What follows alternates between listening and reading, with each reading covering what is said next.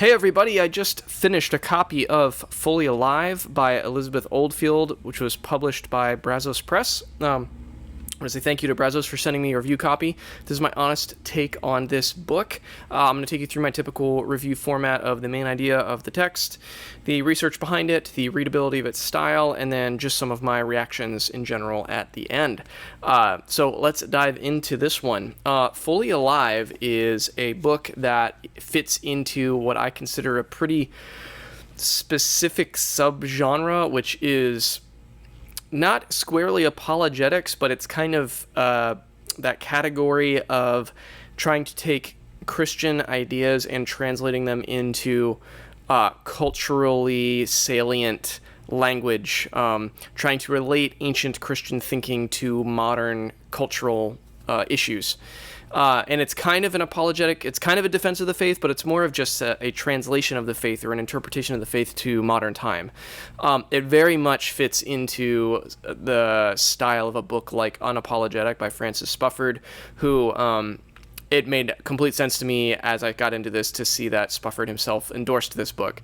It's very much in that mode, if that makes sense. So, but the main idea of Fully Alive, that's like the very, very, very zoomed out kind of approach of the book, but the more granular like structure of the book and the way that Elizabeth Oldfield gets into translating Christianity and Christian faith to today is through the 7 deadly sins. This was really kind of a surprising thing to me, but she uses the framework of the book is she starts with essentially defining or approaching the Christian concept of sin and how to understand that as a modern person, and then she goes through the 7 deadly sins as example and uses them as a lens through which to explore the human experience and especially our cultural moment today. So she talks about things like social media and loneliness and outrage and just stuff that is very strongly, at least in Western, she's British, she's from the UK, but this applies, I think, to broadly Western kind of culture, a lot of her observations. And so she directly relates like the chapter on wrath, for example, and talks about outrage in our culture right now. The chapter on acedia is great. The chapter on lust is surprising. You know, you might think she goes right to pornography and some of that stuff, and but she gets at it in even more of a surprising angle.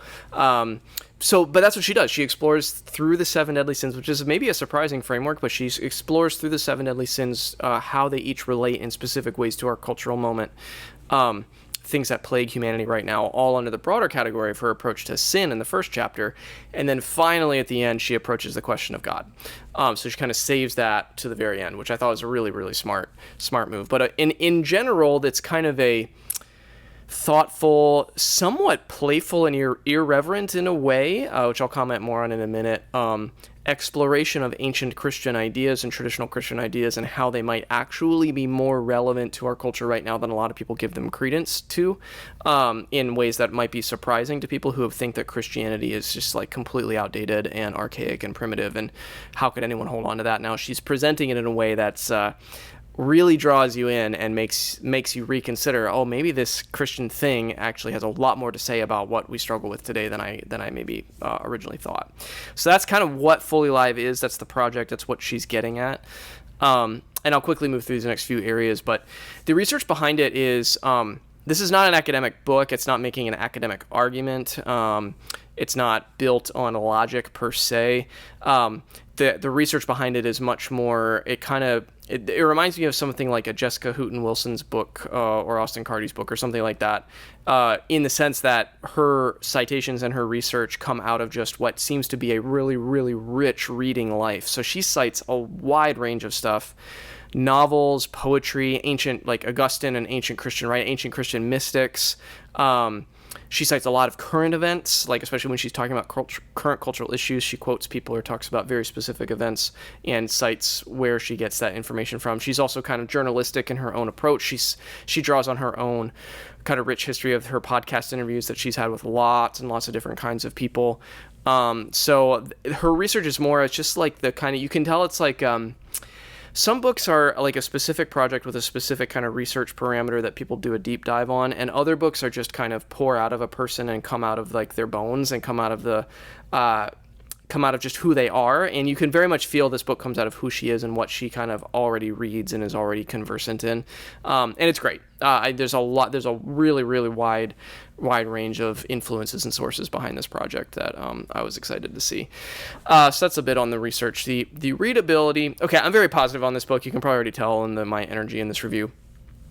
But I think of my particular categories that I comment on, I think the readability is the highest and probably the one that deserves the most praise, I guess, here, because I loved the way this book is written. I loved it, the style, that is. It's funny. I mentioned here it's irreverent. It's irreverent in this, like, kind of crass British kind of way, if I can say that. It's very, I don't want to say crude, but she can use some salty language, I suppose you could say. Kind of like Frances Bufford, actually. She's not afraid to be really bluntly honest and very, like, bluntly self-reflective in kind of her own mistakes that she's made as a parent or as a wife or whatever. And so it's suffused with that kind of that humor, that somewhat irreverent style. And I loved it. And I also you can tell someone who reads really widely like her, her writing is borders on poetic at times, just the way that she can turn phrases and put words together, really draw you in, make you laugh sometimes, really make you feel a gut punch of what she's talking about. So yeah, I could really rave about the style of this book. I loved the way that she writes. It's the first thing I've read from her rather. And I really do, I think Frances Bufford is one of the best writers in general. I love his writing, but she's close behind him in terms of just her command of language. It's really, really a wonderful book to read. So that brings me to my reaction. I already said that I'm positive on this book. I really liked this book a lot. Like I said, it made me laugh. It made me think. It exposed me to some ancient thinkers that I didn't really have a lot of traction with before. But most of all, I think this is probably the main thing I want to say about this book. I as I've said in this channel before in previous reviews and videos I've done, a very complicated relationship with modern apologetics, specifically the more evidentialist kind of modernist type of apologetic pursuits. I just have a very complicated relationship with that stuff. But I love more, I guess you could say, existential or experiential, soul level apologetics, maybe would be a way to put it. Apologetics that get into experience. Apologetics that get into big ideas as opposed to just data and logic and history.